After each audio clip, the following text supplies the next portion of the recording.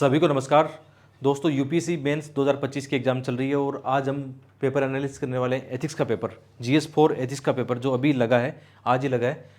तो देखते हैं किस टाइप के क्वेश्चन आए एक एक करके यहाँ पे देखते हैं और आपको किस टाइप की रणनीति अपनानी चाहिए। चूँकि मैं एथिक्स पहले भी पढ़ाता आया हूँ और अभी भी पढ़ा रहा हूँ एथिक्स को लेकर, तो इसको मतलब हम अच्छा एनालिसिस कर सकते हैं। एथिक्स में मेरे पहले 126 मार्क्स, 2024 के एग्जाम में भी 107-8 मार्क्स अच्छे खासे आए हैं, तो इसको अच्छे से एनालिसिस करने वाले हैं। और ये पीडीएफ जो आपको अपने टेलीग्राम चैनल पे मिल जाएगी, टेलीग्राम चैनल का लिंक डिस्क्रिप्शन में मिल जाएगा। स्टडी आइज पे धर्मेंद्र जाकर टेलीग्राम चैनल पे आपको ये पीडीएफ्स वगैरह मिल जाती है, तो वहाँ देख लेना। ठीक है, तो क्वेश्चन पहला क्या है, जैसे इसमें छोटे वाले जो क्वेश्चन है सेक्शन ए के अंदर 13 क्वेश्चन आते हैं, 10 मार्कर 13 क्वेश्चन आते हैं और बाकी जो आता है 20 नंबर की 6 केस स्टडी आने वाली है इसमें, तो इनको डील करना बहुत ज़रूरी है। मौजूदा डिजिटल युग में सोशल मीडिया ने संचार और बातचीत के तरीके में क्रांति ला दी है, क्योंकि आजकल हम क्या देख रहे हैं, डिजिटल युग के माध्यम से सोशल मीडिया का इसमें थोड़ा सा रोल देखा जा रहा है, ने संचार और मतलब बातचीत के तरीके में क्रांति ला दी है।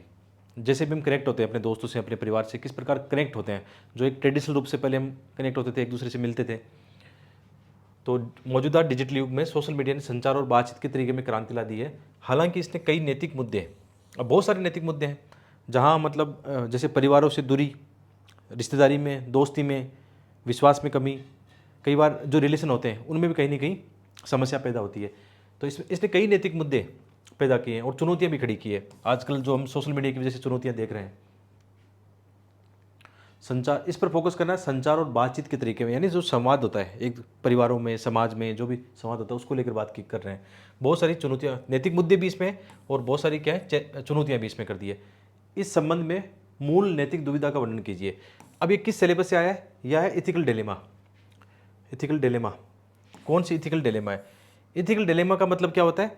द्वंद्व है, मतलब दो बातों को लेकर कॉन्ट्रडिक्शन आता है, टकराव आता है, दो मूल्यों के बीच में टकराव लेकर आता है। जैसे हम सोशल मीडिया को लेकर इसमें द्वंद्व की बहुत सारे, इस संबंध में मूल नैतिक दुविधाएं कौन कौन सी है। जैसे इसमें ये भी कई बार अपन देखते हैं ना कि सब हित बनाम सार्वजनिक हित देखते हैं, स्वार्थ बनाम परहित देखते हैं। ऐसे बहुत सारे नैतिक दुविधाएं हैं।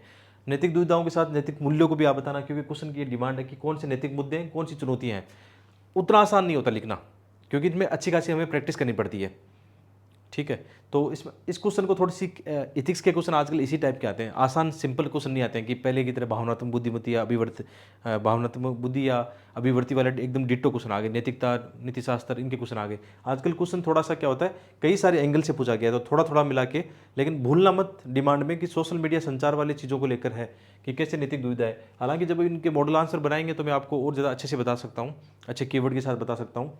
लेकिन जो क्वेश्चन है नैतिक दुविधा वाला जो सिलेबस है, ये ध्यान में रखना कि किस सिलेबस से आजकल क्वेश्चन आ रहे हैं, एथिकल डिलेमा कौन कौन सी हो रही है। और भी डिलेमा हो सकती है इसमें, कौन सी डिलेमा है, सोशल मीडिया की यूज करने की डिलेमा है, कई सारी डिलेमा है, तो इनको बता सकते हैं। तो क्वेश्चन टफ है, नो डाउट, इतना आसान नहीं है। ये संवैधानिक नैतिकता क्वेश्चन पहले आ चुका है, थीम रिपीट है ये। संवैधानिक नैतिकता क्या होती है, यानी संवैधानिक मूल्यों के अनुसार क्वेश्चन, चूंकि किसको लेकर वो देखना है। संवैधानिक नैतिकता क्या होती है? संवैधानिक नैतिकता मतलब संवैधानिक मूल्यों का पालन करना। नैतिकता मतलब मोरालिटी लिखा है यहाँ पे, पहली बार उन्होंने अनुवाद सही किया है, मोरालिटी का नैतिकता लिखा है, अदरवाइज इथिक्स का वो करते हैं ऐसा।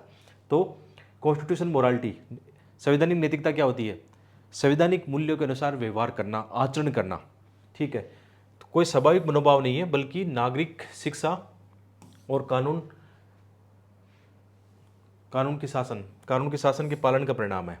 ठीक है, सिविल सेवा के लिए संवैधानिक नैतिकता का परीक्षण करते हुए लोक प्रशासन में सुशासन को बढ़ावा देने की, बहुत बड़ा क्वेश्चन है, बढ़ावा देने और जवाबदेही सुनिश्चित करने में इसकी भूमिका पर प्रकाश डालिए। देखो सिंपल सी बात, अब क्या हो गया, आपको ये कीवर्ड पकड़ना है। इंट्रोडक्शन में क्या बताना है? संवैधानिक नैतिकता मतलब संवैधानिक नैतिकता क्या होती है? जैसे संविधान की प्रस्तावना में क्या लिखा हुआ है? न्याय, स्वतंत्रता, समानता, भ्रातृत्व, बंधुत्व, ये चीज़ें लिखी है ना। मतलब मानवाधिकारों को रक्षा करना, ये सारे पॉइंट आते हैं जब हम मूल अधिकारों की बात करते हैं, लैंगिक समानता की बात करते हैं, कानून के समक्ष समानता की बात करते हैं। तो एक जो सिविल सेवक होता है हमेशा संविधान और कानून के हिसाब से काम करता है, उनको वायलेशन नहीं करता है। जब भी वो किसी भी योजना पे काम करता है, पब्लिक लाइफ में डीलिंग करता है, तो संवैधानिक मूल्यों को ध्यान में रखता है। तो संवैधानिक नैतिकता का ध्यान रखना है, इनका परीक्षण करना है और लोक प्रशासन में सुशासन बढ़ावा देने और जवाबदेही सुनिश्चित करने में उसकी भूमिका पर प्रकाश डालिए। बिल्कुल सही बात है। जैसे वो कोई योजना बना रहे तो जस्टिस, वंचित वर्ग के प्रति कैसा न्याय करेगा, कैसा वो अपनी सकारात्मक अभिवृत्ति के साथ काम करेगा, यानी समानता दर्शाएगा हमेशा। जैसे उसकी अभिवृत्ति हो सकता है किसी जाति को लेकर, धर्म को लेकर बाइसनेस हो, लेकिन संवैधानिक यदि मूल्यों का पालन करता है, नैतिकता का पालन करता है, तो कभी भी अन्याय नहीं करेगा वो। ऐसे करके ना भ्रष्टाचार वाले मुद्दे इसमें आ सकते हैं, उसमें भी तो है ना, संविधान के अनुसार, नियम के अनुसार काम करना है। बहुत सारे ऐसे मुद्दे इसमें आ सकते हैं। तो मेन चीज़ है थीम कौन सी है वो देखनी है। इसमें थीम क्या है? इथिकल डिलेमा, इथिकल इशूज भी है, साथ में इथिकल डिलेमा भी है। ये क्वेश्चन हम अक्सर करते हैं, इथिकल इशू, जो नैतिक मुद्दे हैं, किसी भी केस स्टडी में नैतिक मुद्दे फाइंडिंग करते हैं, और ये इथिकल डिलेमा का। तो इतना सपाट है, लेकिन इनको हैंडल करना इतना मुश्किल भी नहीं है, बहुत आसान काम है। और चूंकि आपके लिए, जैसे जो बिगनर्स हैं, जो एथिक्स का ये पेपर एनालिसिस कर रहे हैं, पहली बार मैं अपने ऐप पर एथिक्स को मैं लाइव पढ़ा रहा हूँ। अभी 2 क्लासें हुई है, इसमें 2 या 3 क्लासें हुई हैं, और मैं अभी लाइव करवा रहा हूँ। एकदम हम पहले पूरा एकदम वन स्टॉप सॉल्यूशन लेके आए हैं कि मैं पढ़ाऊंगा पहले आपको, फिर आपसे क्वेश्चन हम डिस्कशन करते हैं आराम से लाइव चैट के अंदर, आप अपने क्वेश्चन भी करते हो। ऐप के ऊपर चल रहा है। एक हमने ऐसे और एथिक्स कॉम्बो लॉन्च किया, चूँकि मुझे यूपीएससी के एग्जाम में इन 2 पेपर ने भी मेरा 4 इंटरव्यू करवाया, मतलब इन 2 पेपर की ज़्यादा भूमिका है। मैं मान सकता हूँ कि जैसे हिंदी माध्यम के विद्यार्थी विशेषकर, क्योंकि अपना चैनल ज़्यादातर हिंदी माध्यम के विद्यार्थियों की मदद कर रहा है, तो हम पहले अच्छा कंटेंट क्रिएट करें, आंसर राइटिंग करें, और इसका फल मिलने लगा है। पिछले 2 साल से जैसे ऐप पर मैं जो लाइव आंसर राइटिंग कराता हूँ, उसका वास्तव में फल दिखने लगा है। जैसे इस साल भी बहुत सारे बच्चे उस बेस से आंसर राइटिंग मेंस के एग्ज़ाम दे रहे हैं, और ये जो अभी चल रहा है, साथ में मैंने ऐसे एथिक्स का भी एक नया लाइव बैच लेके आया हूँ, तो आप पार्टिसिपेट कर सकते हो। आपको लगता है कि आपको ऐसे एथिक्स पढ़ना है, पहले आपने कहीं पढ़ा नहीं है, और चूँकि इन दोनों पेपर में मुझे हमेशा अच्छे मार्क्स मिले, तो आप एक अपनी मेंटर की काबिलियत पर भी शक नहीं करोगे, विश्वास करोगे कि हाँ, कि जो मेंटर पढ़ाएंगे सही पढ़ाएंगे। तो आप ऐप का लिंक जो है डिस्क्रिप्शन में है, या कमेंट बॉक्स चेक करना, अपना जो ऐप है उससे आप जुड़ सकते हो, देख सकते हो, डेमो क्लास देख सकते हो वहाँ पे जाके, ठीक है। और इनको अभी मैं कोई गूगल चैट जीपीटी करके नहीं लाया हूँ, क्योंकि जैसे पेपर मिला मैं तुरंत पीडीएफ यहाँ पे ला के पढ़ाने लग गया हूँ। मैंने देखा भी नहीं कि अंदर क्या आया, मैं जस्ट आपके सामने रिएक्शन करूँगा इस चीज़ का ना, ऐसा कुछ नहीं। अदरवाइज़ तो मैं अभी आपको नैतिक दुविधा ये इतनी बताता कि ये हो सकती है, इसमें नॉर्मल मैं रिएक्शन कर रहा हूँ, जैसे एक स्टूडेंट पेपर को देखता है, रियल एग्जाम में देखता है, वैसा रिएक्शन मैं इसके सामने कर रहा हूँ, और वो आपको पता भी लग रहा होगा, ठीक है। बाकी तो मॉडल आंसर चैट जीपीटी करके, गूगल करके लाते तो फिर बहुत सारी चीज़ें होती। अब देखो ये क्वेश्चन देखते हैं, ये पहली बार देखा है, कार्ल वॉन क्लोजविज एक विद्वान है कोई, ठीक है। अब इससे फर्क नहीं पड़ता कि कौन विद्वान क्या बात कर रहा है, उससे फर्क नहीं पड़ता है, फर्क इस बात का पड़ता है कि आप उसको कैसे समझते हो। जैसे एक बार कहा था कि युद्ध दूसरे माध्यमों से की जाने वाली कूटनीति है, वार is a diplomacy by other means, ठीक है। वार के कई उद्देश्य हो सकते हैं, सामने वाले पर दबाव बनाना हो सकता है, अपनी बात को मनवाना हो सकता है, किसी क्षेत्र पर राज करना हो सकता है, कुछ लोगों पर राज करना हो सकता है। वार की कई डिप्लोमेसी हो सकती है, एक भय पैदा करना भी हो सकता है, पावर दिखाना भी हो सकता है, डिटरेंस भी हो सकता है, कुछ भी चीज़ें हो सकती है, ठीक है। समकालीन भू राजनीतिक संघर्ष, भू राजनीतिक संघर्ष कौन से, जियोपॉलिटिक संघर्ष कौन कौन से आपके माइंड में आ रहे हैं? फिलिस्तीन इजराइल, रूस यूक्रेन, ये सारे संघर्ष हो रहे हैं, ठीक है। इनको ध्यान में रखना है थोड़ा सा, कि वर्तमान संदर्भ में उपयुक्त कथन का आलोचनात्मक परीक्षण करना है, विश्लेषण करना है। यहाँ पे आलोचनात्मक विश्लेषण का मतलब क्या होता है? आपको दोनों पक्षों पे बात करनी है, कि एक तरफ ये जो वाक्य सही भी है, दूसरी तरफ नेगेटिव भी है, पक्ष विपक्ष तर्क वितर्क करना है आपको, बस दोनों डिमांड है। जब साहब उसने लिख दिया आलोचनात्मक विश्लेषण करें, इसका मतलब उसकी डिमांड ही क्या है? तार्किक विश्लेषण की डिमांड है, कि दोनों पक्षों पर आपको बात करनी है, कि ये कोटेशन सही है, इसके पक्ष में लिखना है, दूसरा इसका विपरीत पक्ष भी लिखना है, ठीक है। युद्ध दूसरे माध्यमों से की जाने वाली कूटनीति है, तो आप समकालीन भू राजनीतिक संघर्ष में दिखा सकते हो। जैसे आप एक तरफ वार के बारे में लिख सकते हो कि हाँ ऐसा हो रहा है, जैसे इजराइल का जो आप जस्टिफाई करना चाहो, या रूस यूक्रेन का युद्ध को कुछ आप उसके पक्ष में तर्क देना चाहो, तो इसमें दे सकते हैं। हालांकि बहुत ही अच्छा क्वेश्चन बनाया, ताकि आपकी थिंकिंग यहाँ से निकल के आए। और इस बात से कभी भी फर्क नहीं पड़ता कि इन विद्वान के बारे में आप जानते हो नहीं जानते हो, क्वेश्चन की वो डिमांड है कि आपके विद्वान के बारे में लिखो, नहीं होता ऐसा, आपकी थिंकिंग यहाँ पे चेक की जा रही है, ठीक है। नेक्स्ट क्वेश्चन, और ये क्योंकि वार जो हुआ रिसेंटली, जो वार हुए हैं उसके लेकर ये क्वेश्चन ज़्यादा पूछा जा रहा है। थोड़ी सी पीडीएफ थोड़ी सी अजीब सी है, क्योंकि जो अपने स्टूडेंट लिख रहे हैं उन्होंने जल्दीबाजी में पीडीएफ भेजी है, तो आप समझ सकते हैं, लेकिन अपना काम बन रहा है, इससे काम हो जाएगा। मैं पढ़ रहा हूँ, राष्ट्रीय सुरक्षा, देखो राष्ट्रीय असूदी, राष्ट्रीय ऐसे लिखा जाता है ना, यूपीसी के पेपर में भी गलतियाँ होती है असूदियाँ होती है। राष्ट्रीय सुरक्षा को ध्यान में रखते हुए देश में पारिस्थितिक रूप से संवेदनशील सीमावर्ती क्षेत्रों में, राष्ट्रीय सुरक्षा को ध्यान में रखते हुए, ध्यान रखना राष्ट्रीय सुरक्षा इंपॉर्टेंट है, उसको ध्यान रखना, नेशनल इंटरेस्ट सबसे ऊपर है, ध्यान में रखते हुए देश के पारिस्थितिक रूप से संवेदनशील सीमावर्ती क्षेत्रों में विकास परियोजनाओं की पर्यावरणीय मंजूरी पर विवादों से संबंधित नैतिक दुविधाएं क्या है का परीक्षण करना है। अब देखो एक ये भी जरूरी है कि मान लो जैसे कोई ऐसा वेटलैंड हो सकता है, कई बार कच्छ खनन को लेकर इनका आता है, तो वहाँ सेफ्टी, नेशनल सिक्योरिटी फर्स्ट है, या कई बार तटीय जो क्षेत्र है वहाँ पे मान लो ऐसे डेवलपमेंट के कार्य होते हैं सुरक्षा को लेकर, तो वहाँ पे बहुत सारे ऐसे नैतिक दुविधाएं आ सकती है। इन्वायरमेंट से, चूंकि क्वेश्चन मुझे जहाँ तक लग रहा है ये है पर्यावरणीय नैतिकता से जुड़ा हुआ क्वेश्चन लग रहा है थोड़ा सा, पर्यावरणीय नैतिकता का क्वेश्चन कि हमें वहाँ ऐसा बनाना चाहिए या नहीं बनाना चाहिए। लेकिन एम क्या है, नेशनल इंटरेस्ट के सामने फिर सब फेल है। सबसे ऊपर हमारा होता है नेशनल इंटरेस्ट। यदि हमारी सुरक्षा ही ठीक नहीं तो फिर देश बचेगा कैसे वहाँ पे फिर। हाँ, लेकिन ये कर सकते हैं। अच्छा, थोड़ा सा मुझे जहाँ तक ये लग रहा है, जो अंडमान निकोबार में जो एक निकोबार जो परियोजना बन रही थी उसको ध्यान में रखते बनाया गया। वहाँ पे ऐसा आया था कि उसको लेकर पर्यावरणविद काफ़ी सवाल खड़ा कर रहे थे कि नेशनल सिक्योरिटी को ध्यान में रखते हुए निकोबार द्वीप जो एक बड़ी परियोजना चल रही है, आप यदि देखते हो निकोबार आइलैंड डेवलपमेंट परियोजना चल रही है, क्योंकि वहाँ पे कहीं ना कहीं आपने देखा होगा चाइना किस प्रकार दक्षिण जो चीन सॉरी कौन सा सागर है, साउथ चाइना सी है, उसके अंदर जिस हिसाब से डोमिनेट हो रहा है चाइना का डोमिनेट यहाँ पे भी दिख रहा है, हिंद महासागर में भी। आपने चटगांव, हम्बनटोटा ये सब सुना होगा ना। तो भारत सरकार क्या कर रही है कि अंडमान निकोबार में ऐसा मतलब आप कह सकते हो डिफेंस के पर्पज से बहुत अच्छा प्रोजेक्ट चला रही है वहाँ पे, है ना, बना रही है। तो वहाँ पे काफ़ी कंसर्न आए थे कि वहाँ पे जो लोकल वहाँ की जो है पारितंत्र है उसको नुकसान होगा, लोकल कम्युनिटीज़ के कल्चर को नुकसान होगा। तो वहाँ पे कौन कौन से नैतिक दुविधाएं निकल के आई पर्यावरण को लेकर। लोकल आप एग्जाम्पल दे सकते हो, देखो इसका एग्जाम्पल मुझे याद आया तो वो ग्रेट निकोबार वाला एग्जाम्पल दे सकते हो, कच्छ वाला एग्जाम्पल दे सकते हो, कहीं हिमालय के अंदर कोई एग्जाम्पल वो दे सकते हो, और साथ में इथिकल कंसर्न वगैरह और ये दुविधाएं इनको बता सकते हो। तो इनको आराम से कर सकते हो। और इथिकल डिलेमा इतनी कोई बड़ी नहीं होती। डिलेमा का मतलब होता है मतलब राष्ट्रीय सुरक्षा बनाम पर्यावरण, राष्ट्रीय सुरक्षा बनाम डेवलपमेंट, राष्ट्रीय सुरक्षा बनाम स्थानीय कल्चर को ध्यान में रखना है। कुल मिला के बात यह है कि हमें डेवलपमेंट करना है, पर्यावरण को भी ध्यान रखना है, राष्ट्रीय सुरक्षा भी करनी है। इससे तो हम समझौता नहीं कर सकते। और आप यहाँ डिसीजन अपना बोल्ड डिसीजन लेना कि राष्ट्रीय सुरक्षा सर्वोच्च है, लेकिन हम ध्यान रखेंगे कि जो लोकल जो चीज़ें हैं कम्युनिटीज़ की, इन्वायरमेंट की, उन चीज़ों को भी हम ध्यान में रखेंगे। तो ये उसी कॉन्टेक्स्ट में क्वेश्चन पूछा गया है। इसका मतलब एथिक्स का पेपर भी आजकल स्टैटिक नहीं बचा है। आपको हमेशा ध्यान रखना है कि जब भी कोई आप आर्टिकल्स पढ़ते हो, कोई कहीं वार की घटना पढ़ते हो, डेवलपमेंट की बात पढ़ते हो, हमेशा माइंड में आपका रहना चाहिए कि मेरा एथिक्स का सिलेबस क्या कहता है। एथिक्स के अंदर भी करंट अफेयर आने लगा है, स्टैटिक्स नहीं चलेगा। यूपीसी जानता है आपको कि आप एक दो किताबें पढ़ के रट्टा मार के आ जाओगे वहाँ पे, फिर आपका वो जज कैसे होगा कि आप एक स्पॉन्टेनियस आप डिसीजन ले सकते हो, अच्छा डिसीजन ले सकते हो, वो चेक करता है।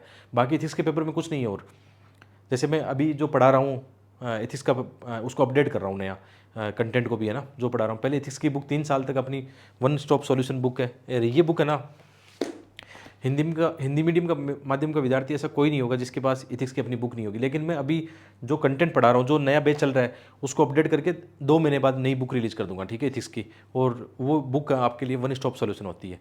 सारे बच्चे एस्पिरेंट कहते हैं, उसी बात को मैं आपको कहता हूँ, ठीक है। तो ये क्वेश्चन हो गया। और देखो आराम से जब मैं हैंडल कर पा रहा हूँ चीज़ों को, मैं कुछ ना कुछ तो लिख दूंगा भाई। यूपीसी में हम क्या करते हैं, जरूरी नहीं कि वहाँ पे सारे क्वेश्चन हमें आते हैं, लेकिन हम डील कर लेते हैं उस चीज़ को, है ना। जैसे मेरा अनुभव कहता है डील कर लोगे ना तो आप नंबर ले आओगे। ये होता है अनुभव से, है ना। बाकी जो न्यू एस्पिरेंट है वो भी जैसे आंसर राइटिंग करके आराम से इनको सीख सकता है। डील करना जरूरी है।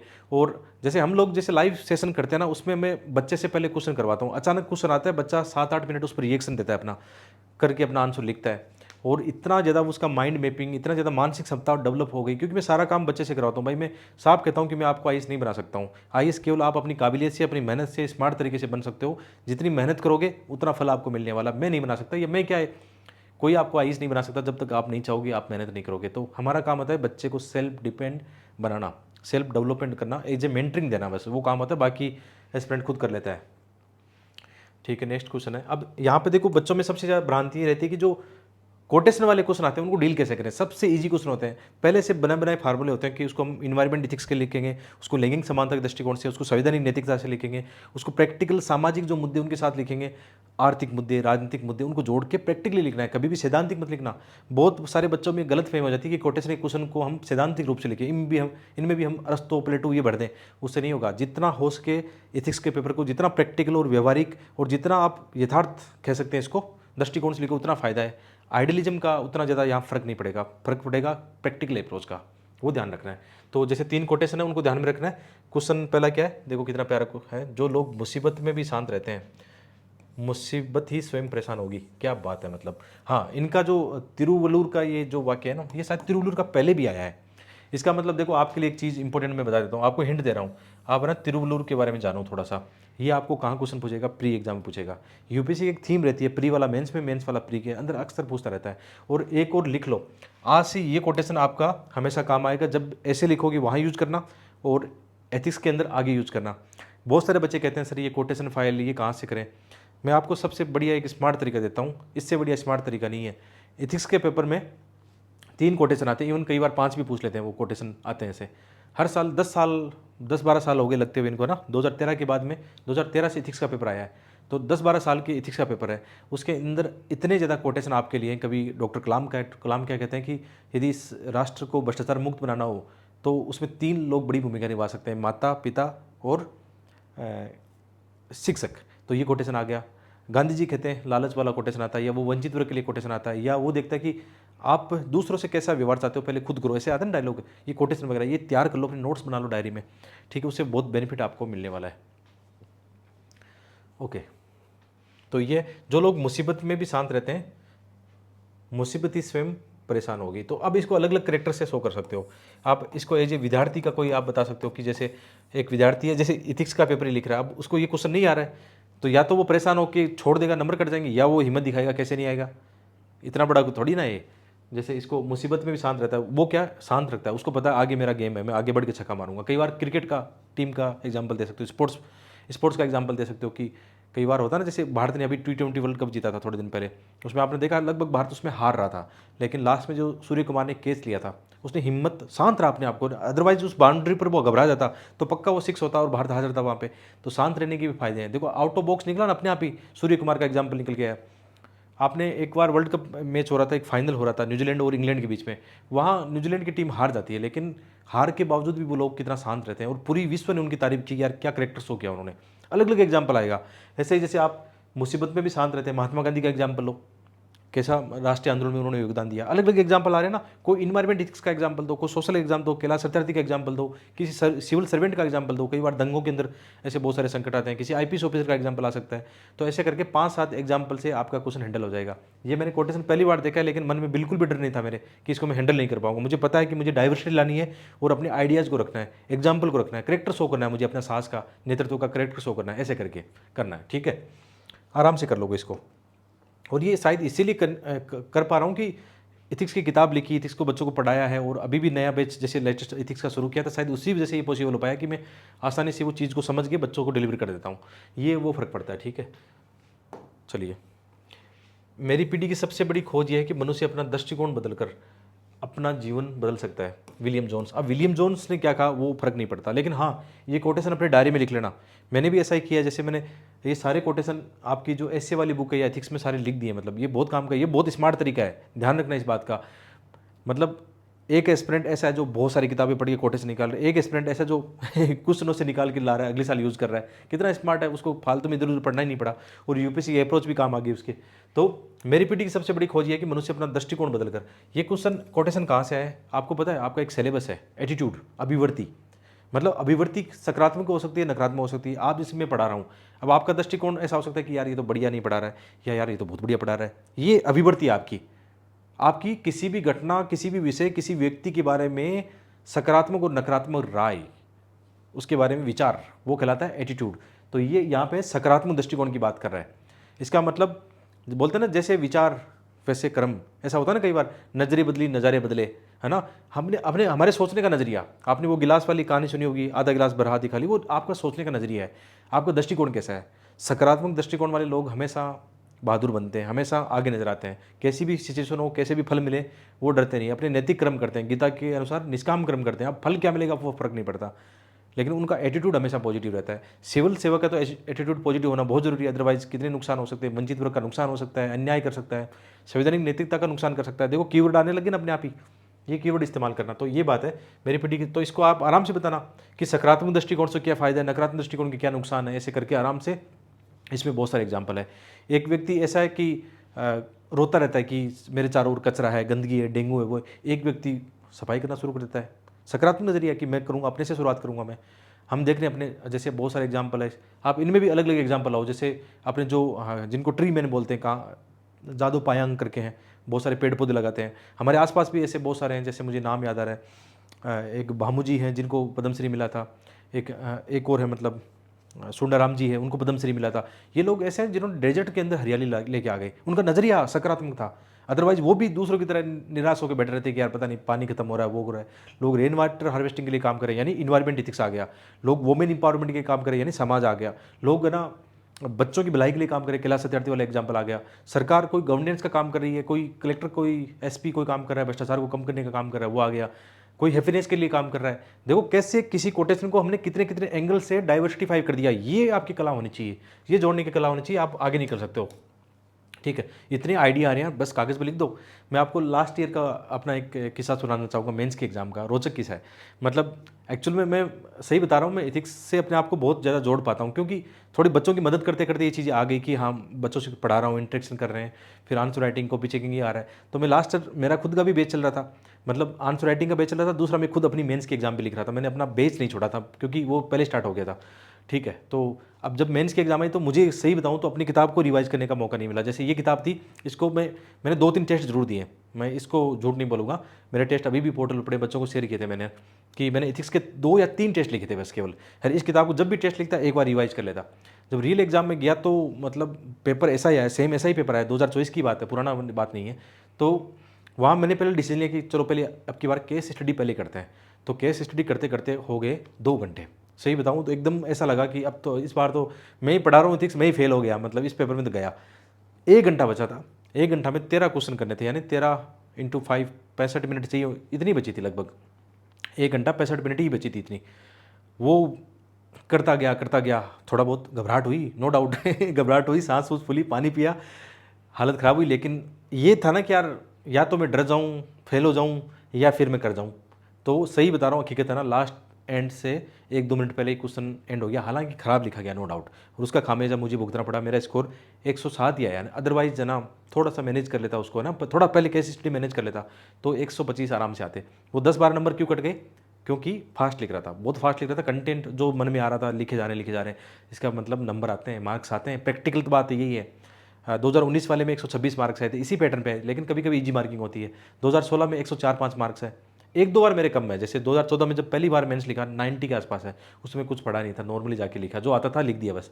और मैं एक बार एक सिंपल सी बात और बता देता हूँ, जैसे आप अभी हो, नॉर्मल आपने एथिक्स पढ़ा है, आप जाके मेंस लिखोगे ना, 90 तो हर किसी के आ जाएंगे, 80-90 तो किसी के आ जाएंगे। अब बात आएगी 110 प्लस करना, 115, 125, 130 करना, वहाँ आपका फिर करेक्टर्स होगा, कितने अच्छे से आप आंसर राइटिंग करके जाते हो, पहले से तैयार रहते हो, फिर जाके वहाँ पे बहादुरी के साथ, साहस के साथ पेपर लिखते हो। ये है प्रैक्टिकल अप्रोच जो जेन्युइन तरीके से आपको मैंने बताई है, इसमें कोई झूठ पाकड़ नहीं है। ठीक है, आप नहीं भी पढ़ोगे, किसी से टीचर से भी नहीं पढ़ोगे, क्योंकि मैंने आपको पहले बताया एथिक्स क्या है। एथिक्स यूँ हो, आप और आपका व्यवहार एथिक्स है। आप कैसे एग्जाम में आप रिएक्ट करते हो, कि क्वेश्चन का नेचर कैसा है? क्वेश्चन का नेचर है डायनेमिक, बदलता रहता है। अचानक देखोगे एग्जाम में जाके पहले से क्वेश्चन बने नहीं है, ये तरीका होता है। बस उनको हैंडल करने की प्रैक्टिस हम पहले कर चुके होते हैं। चलिए, आपको वीडियो अच्छा लग रहा है तो लाइक शेयर जरूर करना, क्योंकि मुझे भी मजा आता है जब बच्चे जुड़ते हैं, अच्छी पॉजिटिव बातें करते हैं। वो एटीट्यूड वाली बात है, दृष्टिकोण की बात है भाई, एकदम ओके। और किसी ने कहा भी है, किसी ने सच ही कहा है कि जैसे आप किसी से घृणा करते हो तो ये उस समान है कि आप कोई अंगारा, आग का अंगारा अपनी हथेली पर रख रखे हो, उस पर रख रखा है, तो आप दूसरे को तो बाद में जलाओगे, पहले खुद जल रहे हो, घृणा करते हो। तो ऐसा डायलॉग लिख सकते हैं। वही बात आता है कि यदि आपकी नकारात्मक अभिव्यक्ति होती है किसी के प्रति, तो वो आप दूसरे को नुकसान नहीं पहुंचा रहे हो, खुद का ही विनाश कर रहे हो। कई बार बच्चे ऐसे मतलब कई बातें करते हैं, नेगेटिव अप्रोच से बातें करते हैं। मैं उनको सामने लाइव क्लास में बोलता हूँ कि देख, ऐसा व्यवहार है तो आईएएस बनना मुश्किल हो जाएगा, क्योंकि वहाँ पे सकारात्मक दृष्टिकोण चाहिए, और आप हर घटनाओं को लेकर नकारात्मक दृष्टिकोण दिखा रहे हो, तो मुश्किल है यार। फिर आप कॉपी में लिख दोगे नकारात्मक बातें, इंटरव्यू में आप नकारात्मक बातें बोल दोगे, तो फिर सफल कैसे होगे? तो मैं सीधी आलोचना करता हूँ कि दृष्टिकोण आपका सकारात्मक रहना चाहिए हमेशा। मतलब बिल्कुल शून्य से भी आप हीरा बनने की ताकत रखो, ये होना चाहिए। तो किसी समाज की शक्ति उसके कानूनों से नहीं, किसी समाज की शक्ति उसके कानूनों से नहीं, बल्कि उसके लोगों की नैतिकता में होती है। नैतिकता का मतलब मोरालिटी। अब की बार अनुवाद सही करा, अदरवाइज वो इथिक्स और नीतिशास्त्र, इथिक्स लिखता है यहाँ नैतिकता लिखता, उल्टा लिखता। तो देखो सिंपल सी बात है, किसी कानून और नैतिकता होती है। स्वामी विवेकानंद के अनुसार बहुत बढ़िया कोटेशन है कि किसी समाज की शक्ति उसके कानूनों से नहीं बल्कि उसकी नैतिकता से होती है। तो इसको देखो कैसे निकालें, इंट्रो में क्या लिखेंगे? नैतिकता। या आप किसी कोटेशन लिख सकते हो, महात्मा गांधी का कोई लिख सकते हो, लेकिन मुझे अभी कोई कोटेशन याद नहीं आ रहा, तो मैं तुरंत रिएक्शन क्या करूंगा, मैं इंट्रो में लिखूंगा नैतिकता। नैतिकता क्या है? नैतिकता है नीति शास्त्र का व्यवहारिक आचरण, यानी आप कैसा आचरण करते हो, सत्य बोलते हो या झूठ बोलते हो, गलत करते हो, सही करते हो, चोरी करते हो या न्याय करते हो, पाप करते हो, पुण्य करते हो, ये सब चीज़ें क्या है? नैतिकता है। नैतिकता मतलब क्या है? नीति शास्त्र का या नैतिक जो मूल्य है उनका व्यवहारिक आचरण है। मोरालिटी, मैं कैसा व्यवहार कर रहा हूँ अपने स्टूडेंट के प्रति, ये मेरी मोरालिटी है। आप कैसा टीचर के प्रति व्यवहार कर रहे हो, ये क्या है? मोरालिटी है। आपकी मोरालिटी है कि आपके मोरल वैल्यू कैसे हैं, उसको बोलते हैं नैतिकता। एक है कानून, कानूनों में और नैतिकता में भी संबंध होता है। तो क्वेश्चन क्या है कि किसी समाज की शक्ति उसके कानूनों से नहीं निकलती बल्कि उसकी नैतिकता से निकलती। दोनों पक्ष लिख सकते हो। एक जगह आप चाहो तो ना कानून और नैतिकता को मिला लो, ठीक है, दोनों सही है भाई। जहाँ पे कानून भी होगा और जहाँ पे नैतिकता भी होगी, तो भाई वहाँ तो सोसाइटी कैसी होगी, वहाँ सुशासन होगा। देखो तुरंत निकल गया डायग्राम, सुशासन निकलेगा। एक जगह होता है, एक जगह कानून अलग है और नैतिकता अलग है, तो वहाँ पे क्या होगा, फिर उतना मज़ा नहीं आएगा। लेकिन फिर भी कॉन्सेप्ट पे फोकस करना है कि लोगों की नैतिकता। अब देखो कई जगह मूल कर्तव्य में लिखा हुआ है कि आपको पेड़ पौधों की रक्षा करनी चाहिए ना, तो लिखा हुआ है ना, वो नैतिकता आपकी। तो आप जीवों की इनकी प्रति आपका अहिंसात्मक रवैया होगा तो कितना फायदा होगा, सस्टेन डेवलपमेंट आएगा।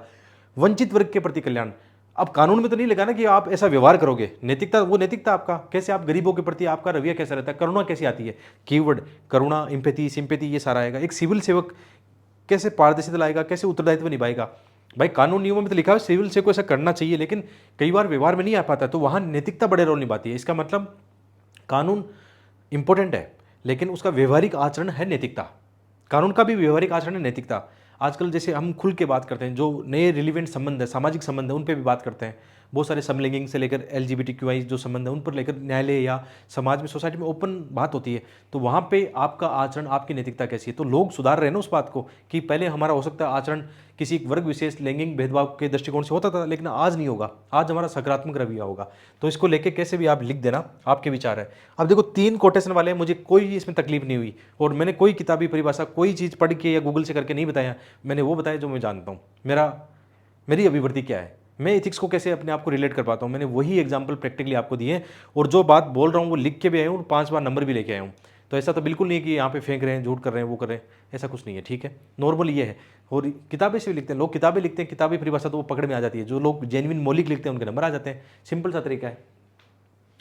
3 हो गए, ठीक है। आगे, किसी भी प्रकार की सामाजिक पुनर्रचना, किसी भी प्रकार की सामाजिक पुनर्रचना, एक कीवर्ड ये है सोशल री इंजीनियरिंग। देखो कीवर्ड याद रखना। एक और आपके लिए हमेशा टिप्स होगा हिंदी मीडियम के विद्यार्थियों के लिए, हमेशा इंग्लिश कीवर्ड देखते रहना, वहाँ अलग ही नजरिया मिलता है कभी कभी।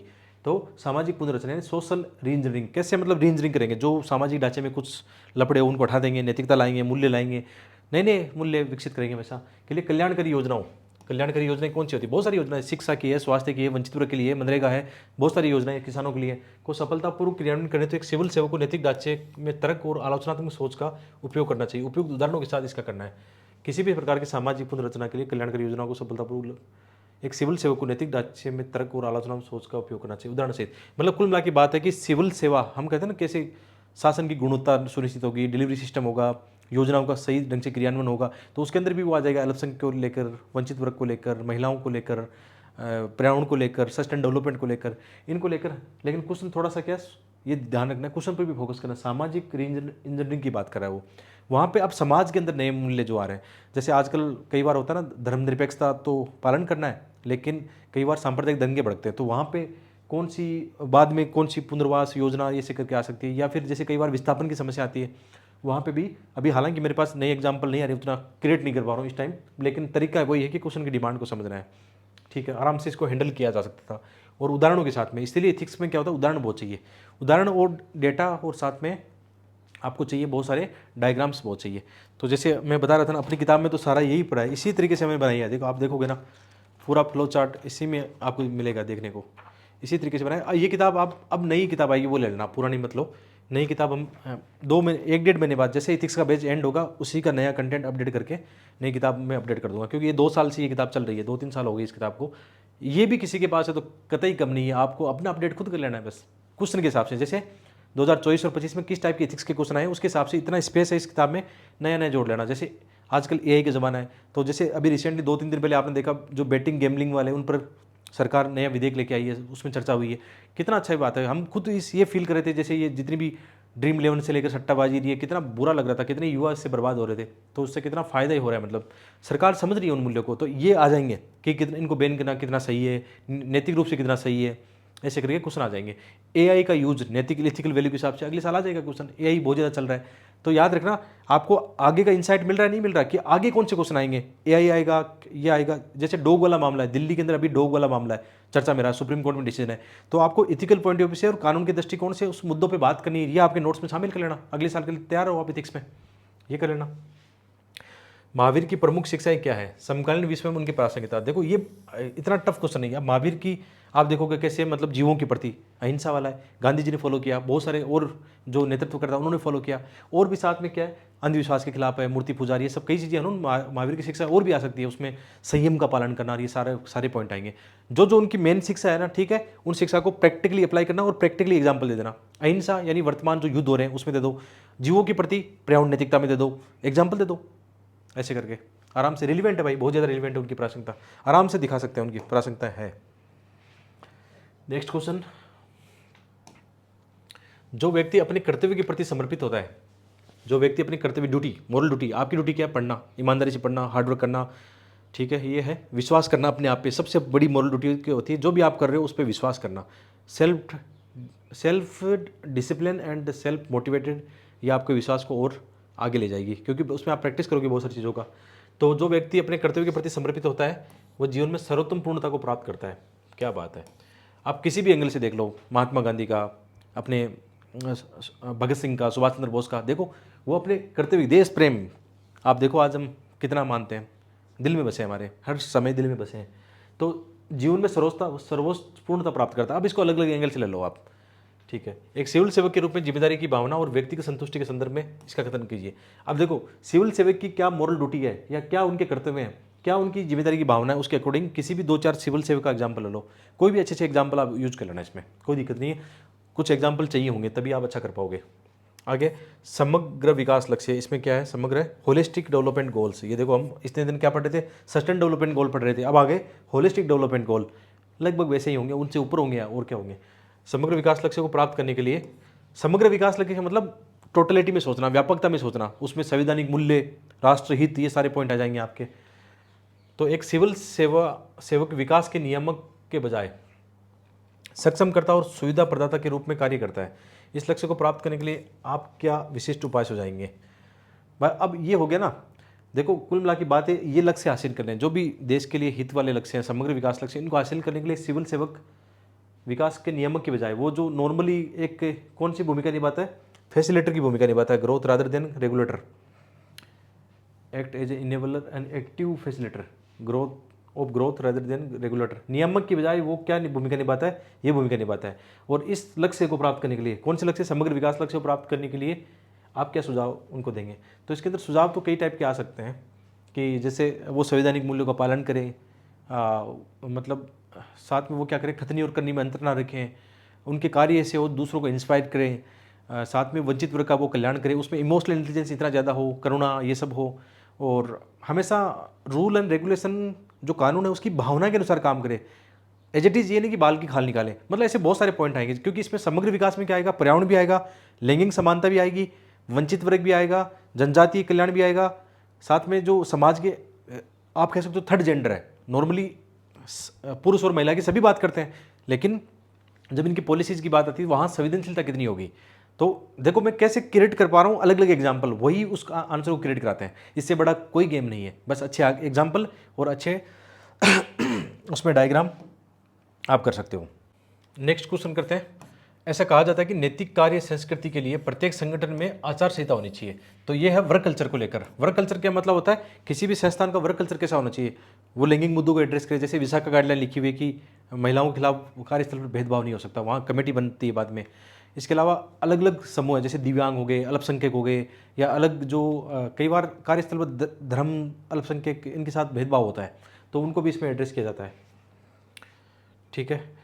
मूल्य आधारित और अनुपालन आधारित कार्यशक्ति सुनिश्चित करने के लिए आप अपने कार्यस्थल पर कौन से उपयुक्त उपाय करेंगे। तो ये बहुत आसान है, ये थोड़ा सा आसान इसलिए क्योंकि वर्क कल्चर आपका एक मोटा सिलेबस है और उसके अंदर बहुत सारे मुद्दे ऑलरेडी कवर किए गए किताबों में या नोट्स में आप देखोगे, तो ईजी है मतलब। और इसको ध्यान रखना, अलग अलग एंगल से बात करना बस, ठीक है। मुद्दे अलग अलग एंगल से बात करोगे आप, इतना टफ नहीं है, ठीक है। छोटा वाला क्वेश्चन लास्ट होगा ये। भारत विश्व की उभरती हुई आर्थिक शक्ति है क्योंकि IMF के अनुमान अनुसार हाल ही में इसने विश्व की चौथी सबसे बड़ी अर्थव्यवस्था का दर्जा हासिल किया था। तब ये देखा गया है कि कुछ क्षेत्रों में आवंटित धनराशि का या तो कम उपयोग किया जाता है या उसका गलत उपयोग किया जाता है। इस संबंध में जवाबदेही सुनिश्चित करने के लिए, लीकेज रोकने के लिए, निकट भविष्य में विश्व की तीसरी सबसे बड़ी बनने की दर्जा प्राप्त करने के लिए आप क्या विशिष्ट उपाय सुझाएंगे। तो यहाँ पे क्वेश्चन इसका नहीं है अर्थव्यवस्था का, क्वेश्चन है गवर्नेंस का, कि कैसे हम करेंगे इसको, कैसे डिलीवरी सिस्टम, लोक सेवा, इसको लेकर ये मामला बन रहा है इसमें क्वेश्चन। ठीक है, ये समझना बहुत जरूरी है।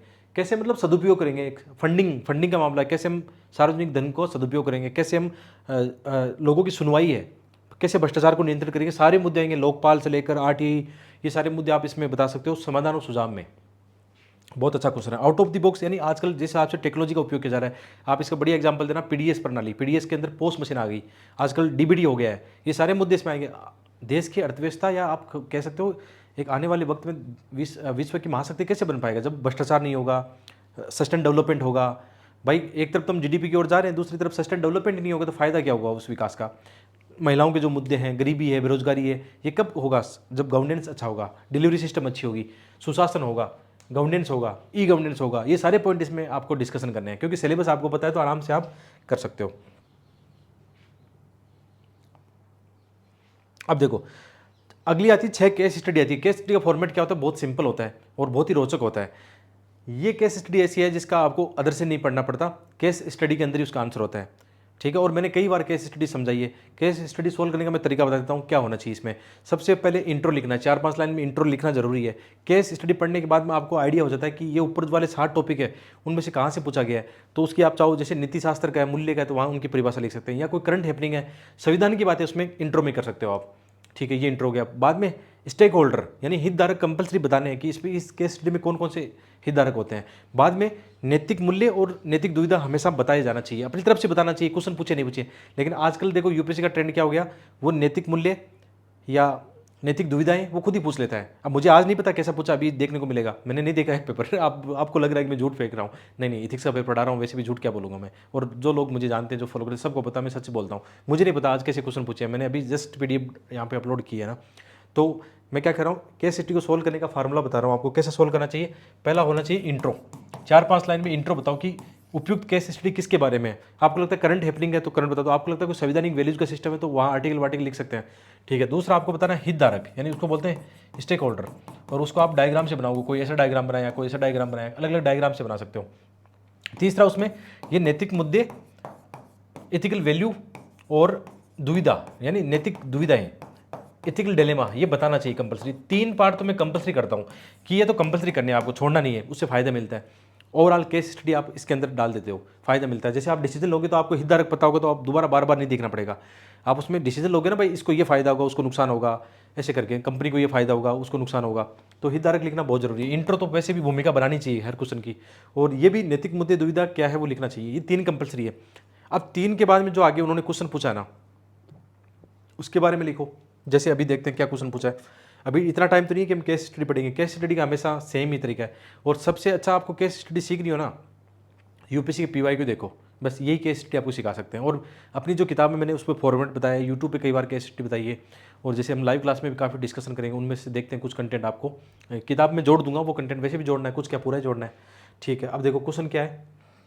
क्वेश्चन पूछा है पहला कि विजय के पास कौन से विकल्प थे। अब विकल्प का क्या करते हैं हम, चाहो तो ऐसे ऐसा बना सकते हैं, कौन से विकल्प है मान लो उसके पास, मान लो यहाँ नंबरिंग देनी है, क्रमांक, यहाँ पे जैसे 4 विकल्प लेते हैं, 4 विकल्प ऑप्शन पे बात करते हैं ऐसे करके। अब मान लो जैसे यहाँ ऑप्शन ए लिया, यहाँ पे जैसे वो एक विकल्प लेता है, कोई ऑप्शन की बात करता है, यहाँ वो लिखना है। ठीक है, अब उसके पक्ष में तर्क देना है आपको, और यहाँ विपक्ष में लिखना है कि इससे लेने से क्या फायदा होगा। सारणी बनाओगे तो फायदा होगा कि आपको कम शब्दों में अच्छी बात कह सकते हो, ऐसे भी बना सकते हो आप। तो ये विजय के पास कौन से विकल्प है, ये विकल्प हमने यहाँ लिख दिए, 1 विकल्प, 2 विकल्प, 3 विकल्प, ये ले लिया।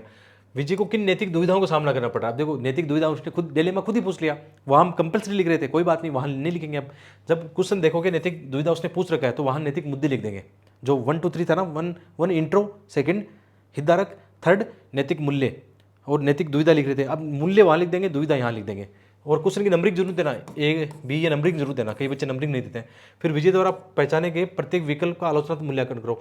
यदि मैं इस क्वेश्चन को हैंडल करता तो मैं यहाँ लिखता A and B, A and C साथ में लिखता हूँ, और इस सारणी के माध्यम से मैं कम शब्दों में अपनी बात कह देता। ये फर्क पड़ता है कि आपने संसाधनों का कितना सदुपयोग किया है, टाइम का कितना सदुपयोग किया है, कि आपने डिसीजन, ये 4 विकल्प थे, इन चारों का आपने यही आलोचनात्मक परीक्षण कर दिया, यानी पक्ष विपक्ष लिख दिए। तो इस सारणी के माध्यम से मैं प्रेजेंट करता तो बढ़िया रहता। जैसे आपको लग रहा है कि मैं कुछ ऐसा बोल रहा हूँ, आउट ऑफ द बॉक्स बोल रहा हूँ, तो ऐसा नहीं बोल रहा हूँ। अपनी किताब के अंदर मैंने ऐसा वो करके दिखाया आपको, इसलिए बोल रहा हूँ प्रैक्टिकली, कि केस स्टडी लिखते समय आप ये तरीका अपना सकते हो। ये देखो आपको दिख रहा होगा कैसे प्रेजेंट करते हैं केस स्टडी को। इस किताब में देखो, ये लो, दिख रहा है ना। तो ये प्रेजेंट कर दिया ना हमने, और यहाँ पे देखो मैंने लिखा भी क्या है, ए और बी। जैसे यहाँ उनके पास कौन से विकल्प है और कौन सा मूल्यांकन है, तो ये विकल्प हो गए उनके पास और पक्ष विपक्ष हो गया। तो यहाँ पे क्वेश्चन ए और सी आ गया, तो यहाँ क्वेश्चन का नंबरिंग कर देंगे ए और सी, विकल्प और उनका मूल्यांकन, तो कर दिया ना। और बी हमने लिख दिया, उनकी नैतिक दुविधाएं क्या है, इस तरीके से। एक क्या है, आपके अनुसार विजय के लिए कौन सा विकल्प अपनाना वो सबसे उपयुक्त होगा। अब आपसे पूछ रहा है वो, पहले तो नॉर्मली ले लिया आपने 4, अब आप वही बोलोगे जो सबसे व्यवहारिक और प्रैक्टिकल और क्या बोलते हैं उसको, सही होगा, प्रशासन के हिसाब से सही होगा, वो डिसीजन लेना। तो आराम से कर सकते हो। तो केस स्टडी यही होती है। बाकी क्वेश्चन देख लेते हैं, केस स्टडी पढ़ने का टाइम यहाँ पे नहीं होगा उतना। अच्छा, ये पेपर मैं टेलीग्राम पे सेंड कर दूंगा, आप वहाँ देखना। टेलीग्राम का लिंक डिस्क्रिप्शन में आपको मिल जाएगा, या आप टेलीग्राम में सर्च करना study eyes with Dharmendra Jakhar, वहाँ मिल जाएगा। तो इसके में क्वेश्चन कौन सा है, वही सॉरी ये तो पहले वाला आ गया क्या, यहाँ पे क्वेश्चन क्या है, क्या बेघरों के लिए सामाजिक कल्याण पर उद्देश्य की पूर्ति हेतु वनों की कटाई को नैतिक रूप से उचित ठहराया जाना चाहिए, अलग टाइप का क्वेश्चन है। मानव विकास के पर्यावरण को संतुलित करने के लिए, ये भी अलग टाइप का। नैतिक चुनौतियाँ को लेकर क्वेश्चन है। देखो अलग टाइप की भी क्वेश्चन है, जरूरी नहीं कि हर बार वो नैतिक डिलेमा ऑप्शन पूछेगा, यहाँ अलग टाइप के क्वेश्चन भी आ सकते हैं। तो इनमें भी वो रखना, इंट्रो, हितधारक और नैतिक दुविधाएं, नैतिक मूल्य रख लेना। बाद में क्वेश्चन कंपलसरी वाले क्वेश्चन है ABC, वो सोल्व कर लेना। ये तरीका होना चाहिए मेरे हिसाब से, ये तरीका बेस्ट है। इसको अपनाओगे तो नंबर आएंगे। बहुत लोगों ने पहले अपनाया है। उक्त मामले में नैतिक मुद्दों की चर्चा कीजिए। देखो नैतिक मुद्दे खुद ही पूछ लिए उसने, तो वहाँ पे नैतिक दुविधा लिख देंगे।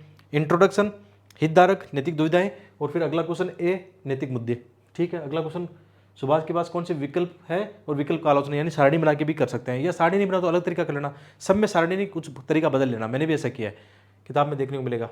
सर्वाधिक उपयुक्त कौन सा होगा, यही तरीका है बस। सेम क्वेश्चन पूछ रहा है, कोई खास ये नहीं कि उसने चेंज किया है। कौन से विकल्प हैं, कौन से नैतिक मुद्दे हैं, सबसे बढ़िया कौन सा, वो सेम तरीका है। तो ये तरीका है। केस स्टडी थोड़ा सा लेंथी होती है। इस पेपर की एक ही समस्या रहती है, 3 घंटे में इसके अप्रोच करना, हैंडल करना बहुत मुश्किल काम होता है। जिसने 3 घंटे में आराम से किसी ने हैंडल कर लिया, ठीक ठाक लिख लिया, तो 110 नंबर तो नॉर्मल है। और जिसने थोड़ा स्मार्ट अच्छे एग्जाम्पल वो दे दिए, आउट ऑफ द बॉक्स तार्किक विश्लेषण कर दिया, तो 130 नंबर है। आए हैं पहले भी लोगों के, मेरे भी आए हैं, तो मैं बता सकता हूँ ये बात। तो मिलते हैं एक और वीडियो में। आप सबका बहुत बहुत धन्यवाद। यहाँ तक पहुँचे हो तो बिल्कुल लाइक शेयर जरूर करना, कमेंट जरूर करना यहाँ तक पहुँचे हो तो।